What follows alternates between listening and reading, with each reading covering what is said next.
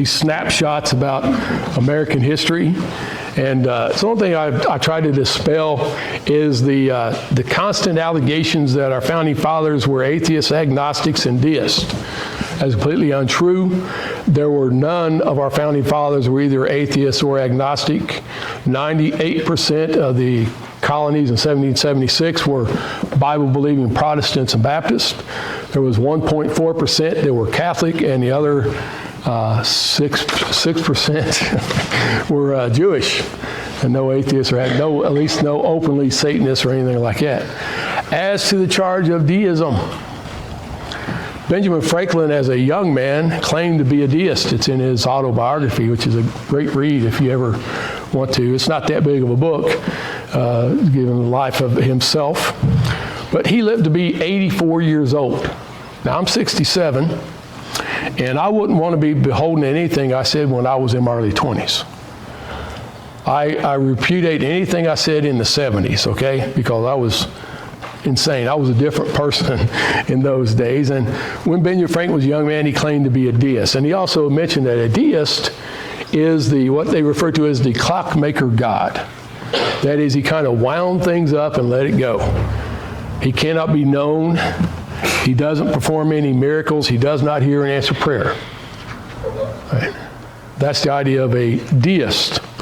Well, Benjamin Franklin, in 1787, on June the 28th, that's the same time of year, back in the days before there was any air conditioning or electric fans, and we had already won the American Revolution.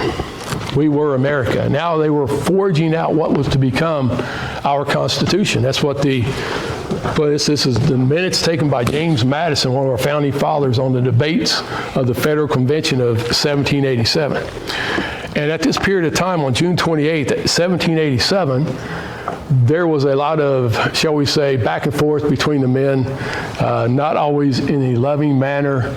You know, they were pretty much divided and arguing, and things weren't going well. You know, there was a lot of heat going on.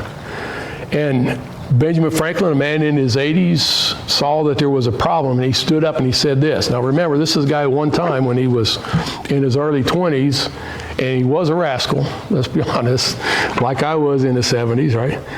Here was what this man said.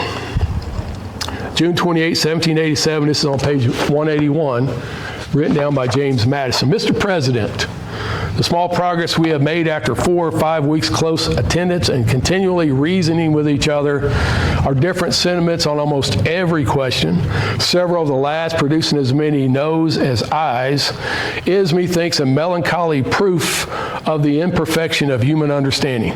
We indeed seem to feel our own want of political wisdom, and since we have been running about in search of it, we have gone back to ancient history for models of government and examined the different forms of those republics which, having been formed with the seeds of their own dissolution, now no longer exist. And we have viewed modern states all around Europe, but find none of their constitutions suitable for our circumstances. In this situation of this assembly, groping as it were in the dark to find political truth and scarce able to distinguish it when presented to us, how has it not happened, sir, that we have not hitherto once thought of humbly applying to the Father of lights to illuminate our understandings? In the beginning of the contest with Great Britain, when we were sensible of danger, we had daily prayer in this room for the divine protection. Our prayers, sir, were heard, and they were graciously answered. All of us who were engaged in the struggle must have observed frequent instances of superintending providence in our favor. Insert by Pastor Ty, Miracles. Quote again, to that kind providence we owe this happy opportunity of consulting in peace on the means of establishing our future national felicity.